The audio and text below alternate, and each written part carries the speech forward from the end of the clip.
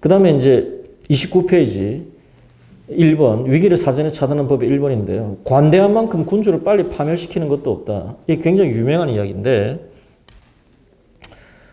관대하다는 거, 그거 굉장히 의미 있다는 거죠. 여기서 핵심은 뭐냐면 관대하다. 이 평상시에 뭐 흔한 말로 귀족들한테 선물 많이 주고 뭐 평민들에게 뭐 이것저것 뭐 돈 많이 주고 풀어주면 다 좋아한다는 거죠. 왜? 사람은 받아 먹으면 다 좋아하니까. 500년 전의 이야기입니다, 이게. 받아 먹으면 다 좋아하니까. 사람은 똑같다는 거지. 그런데 그 관대한 군주가 그렇게 풀다가 외적이 쳐들어와요. 그 외적이 쳐들어오면 군대를 편성해서 맞받아 쳐야 될 거 아니야. 방어전을 해야 되는데 방어전을 할 만한 전쟁 경비가 없어. 돈이 없어. 국고가 텅텅 비었어. 그럼 그렇다고 해서 야 우리 전쟁해야 되니까 돈 내라면 아무도 안 좋아한다는 거지. 그리고 잘 내지도 않는다는 거예요. 그래서 그 나라 망해버렸어. 그럼 그 관대한 군주는 과연 현명한 군주냐?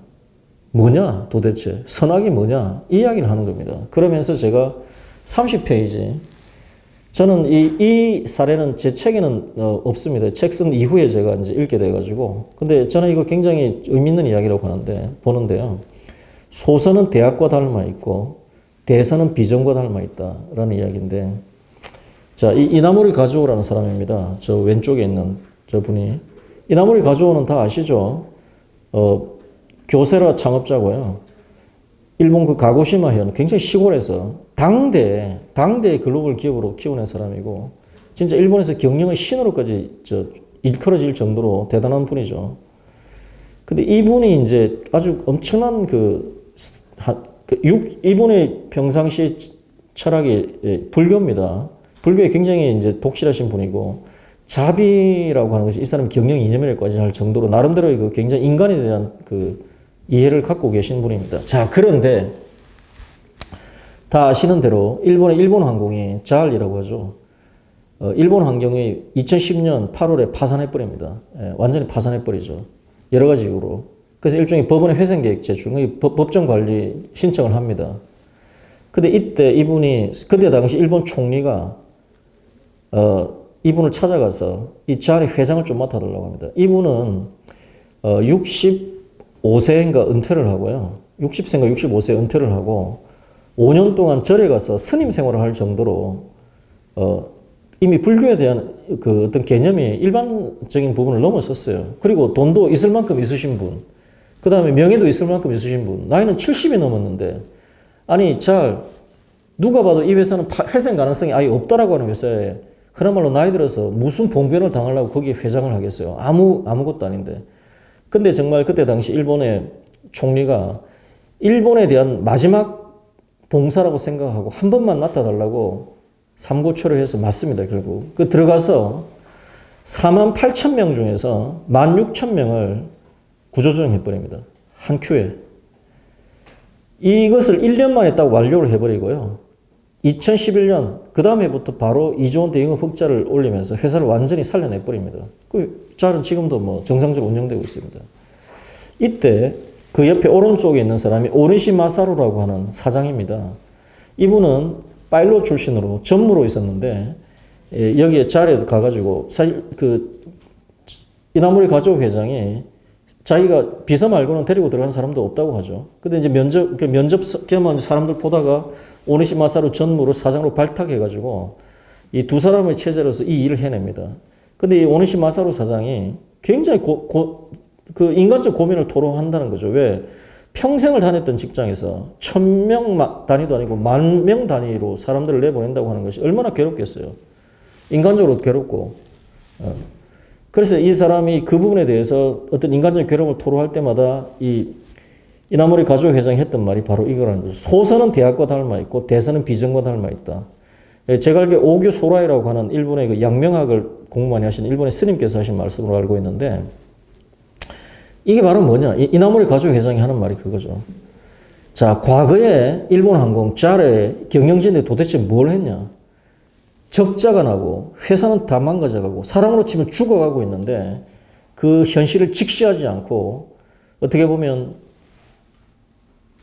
그런 상황에서 돈 빌려서 보너스 주고 뭐 이런 혜택 주고 저런 혜택 주고 실체도 없이 우리 열심히 잘하고 서로 노력하고 서로 화합하고 서로 이해하면 더 잘 된다는 이야기나 해대면서 이 사람은 수술하지 않으면 살아날 가능성이 아예 없는 사람인데 요행이나 바라면서 현실을 직시하지 못하고 그러면서 소선을 얼마나 많이 했나. 소선이 뭡니까?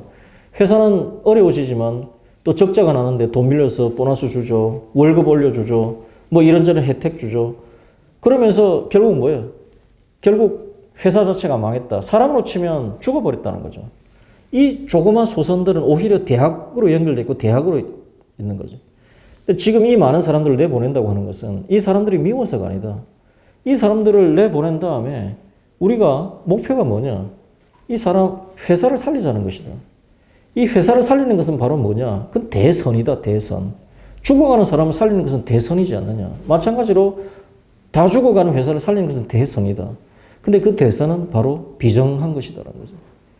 이게 좀 굉장히 의미가 있다고요.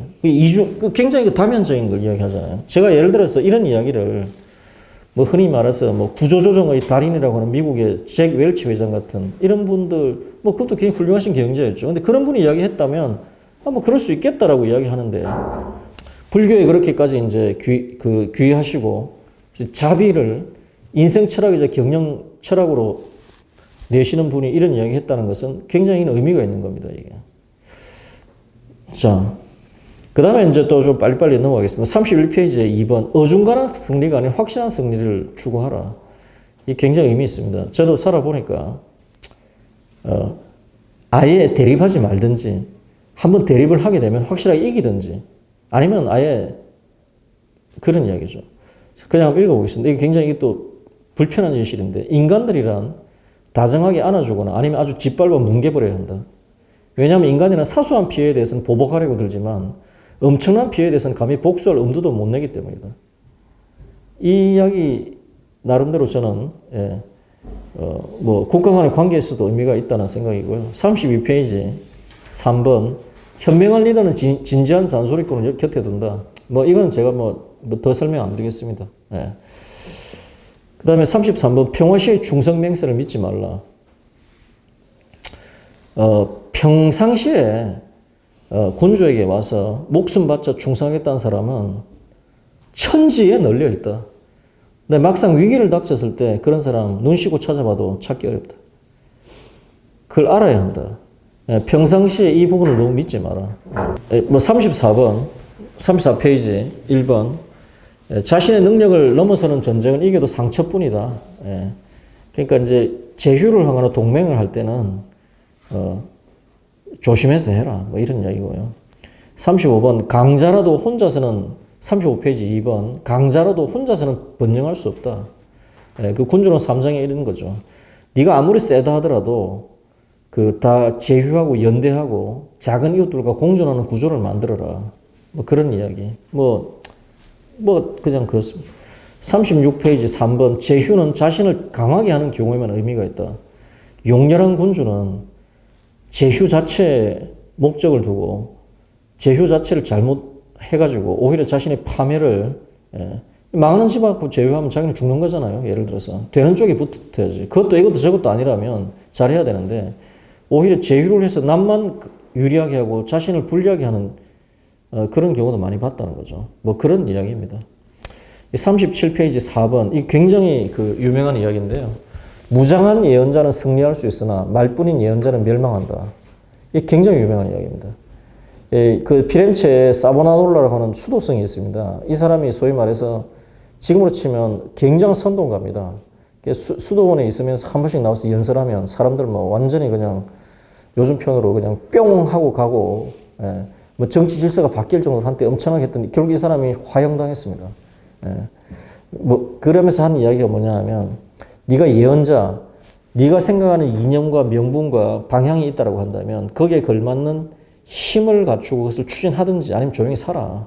말만 갖고 떠들면 결국 상황은 변하는 것이고 요즘 표현으로 엑시큐션 한다고 하죠. 실행할 수 있는 역량이 없이 말로만 떠들면 결국 사람들은 실증을 내고 멸망할 수밖에 없다. 그 도움도 되지 않는다는 거죠. 공동체에. 자, 38페이지 변화를 주던 1번 뭐 자기 운명은 자기가 지배하지 않으면 남이 지배한다. 너무 맞는 말이죠. 그 다음에 뭐 그냥 이제 운명에 대해서 이야기합니다. 그 39페이지 2번 강한 자에게는 운명도 고개 숙인다. 근데 이거 왜 군중에서 이런 이야기 자꾸 나오느냐면 이 사실 그 강한 자의 표상이었던 제사례 보르자 운명이 그 거슬릴 수 없었잖아요. 도대체 이걸 어떻게 봐야 할 거냐라고는 그래서 이런 이야기가 자꾸 나오는 겁니다. 궁극적으로 운명에 완전히 그럴 독립적일 수는 없으나 그럼에도 불구하고 인간이 할 수 있는 관점에서 할 수 있는 게 뭐냐 이렇게 이야기하는 겁니다.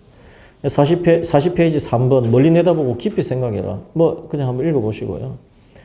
그 다음에 이 사람도 역사를 많이 중시합니다. 41페이지 역사에서 배우고 위인들 벤치마킹해라. 그래서 뭐 그리스 인물이나 이런 사람들 가가지고 잘 봐라 이런 이야기고요. 자 42페이지 이게 약간 이제 마무리 단계로 들어가겠습니다. 42페이지가 마키아벨리가 이야기하는 리더에게 필요한 세 가지 조건입니다. 비루투, 포르투나, 네세시타 이 세 가지가 리더에게 필요하다는 거죠. 이 비루투는 영어로 버처라고 되죠. 버처.